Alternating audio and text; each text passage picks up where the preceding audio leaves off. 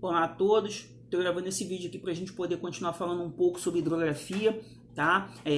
Existe uma outra questão importante que a gente deve tratar em relação aos rios, né? Em relação às bacias hidrográficas, porque nós temos bacias hidrográficas que foram muito alteradas, ou seja, sofreram processos urbanizantes, né? Podemos dizer assim, que acabaram gerando modificações nos canais, tá? Muitos canais perderam seus meandros, foram canalizados, retiminizados, isso acaba favorecendo o processo de enchentes. Muitos canais sofreram altos graus de poluição, principalmente a pressão urbana, né? O esgoto urbano que não tem tratamento chegando nesses canais, ou seja, vários rios foram alterados, sofreram grandes alterações.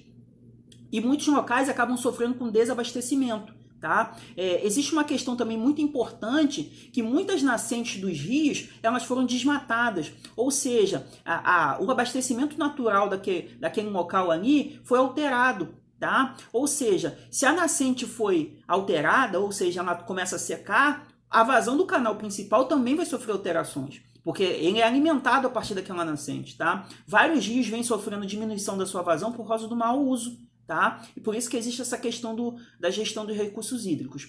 Um outro conceito importante que eu gostaria de falar com vocês é a questão do aquífero Guarani, que é uma das nossas maiores reservas de água subterrânea do Brasil, tá? Ela fica localizada, pega alguns estados, né, da região sul, da região centro-oeste, da região até sudeste, tá? Minas e São Paulo também fazem parte desse aquífero Guarani. Tá? Existem os países do Mercosul também que tem um pedacinho desse aquífero, tá? Paraguai, Uruguai e Argentina, tá? E nós temos os Mato Grosso do Sul, tá? Paraná, Rio Grande do Sul, ou seja, são estados que têm participação nesse canal, tá? Nesse grande reservatório de água, tá bom? O aquífero Guarani é muito importante para o abastecimento, tá? Então por isso que existe a necessidade de se preservar aquele processo ali. É muito importante você sempre pensar no recurso hídrico, porque ao longo do tempo você pode utilizar esse recurso hídrico em várias atividades. Na atividade econômica, doméstica, industrial, na atividade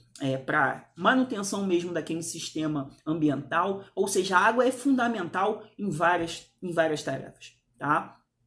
Uma outra questão importante relacionada aos rios aqui no Brasil. Muitos rios brasileiros eles não são navegáveis por causa das quedas d'água, que eu já falei no outro vídeo, são chamados rios de planalto. Mas esses rios acabam sendo utilizados também para gerar energia elétrica. As quedas d'água favorecem esse processo de geração de energia elétrica. Só que a geração de energia elétrica no Brasil ela acaba gerando alguns impactos, tá? Porque quando você constrói a barragem, você acaba gerando grandes áreas inundáveis, ou seja, grandes lagos, os lagos das barragens. A primeira situação ali é que você tem o quê? Animais e vegetais acabam perdendo seu habitat natural, acabam tendo que ou migrar, né, ou muitos acabam até morrendo nesse processo.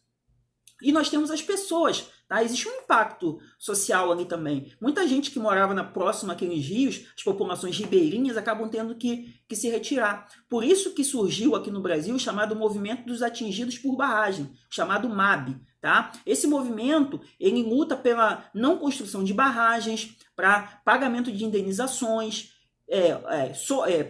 indicam, né, para que você utilize outras fontes energéticas que não a hidrelétrica. Se a gente for pensar na questão do Brasil, por exemplo, o Brasil tem uma grande capacidade para gerar energia solar, mas não gera. Tá? As placas são caras, mas por que não existe a produção científica disso? Tá? Então acaba se investindo muito nessa questão da energia hidrelétrica e isso acaba gerando grandes impactos.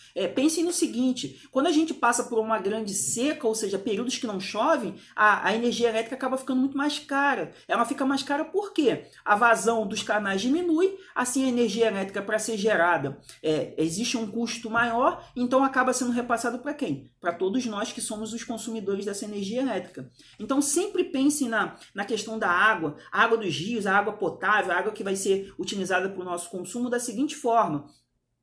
Ela precisa de uma gestão, tá? Ela precisa de uma preservação, tá? E o uso dela precisa ser controlado, porque apesar da água ser um recurso renovável, ela pode se esgotar em relação a alguns aspectos. E lembra que eu falei com vocês das nascentes dos rios secando? Isso é alteração humana. Lembra que eu falei com vocês dos canais que são retiminizados ou canalizados? Existem canais também que estão tão poluídos que eles são considerados até mortos, porque já não tem mais como ter vida ali. tá bom? Então tudo isso precisa ser pensado quando você for falar sobre hidrografia aqui no Brasil. Nós temos bacias muito importantes, bacia amazônica, bacia do São Francisco, bacia do Paraná, Tocantins, Araguaia, aqui no Sudeste a gente tem a bacia leste atlântica, tá? São bacias importantes, mas elas precisam de boa gestão, porque senão você acaba tendo água disponível, mas você não sabe utilizá-la e volta e meia você passa por um processo de escassez. Isso é uma questão que está relacionando captação de água e o bom uso dessa água, tá bom?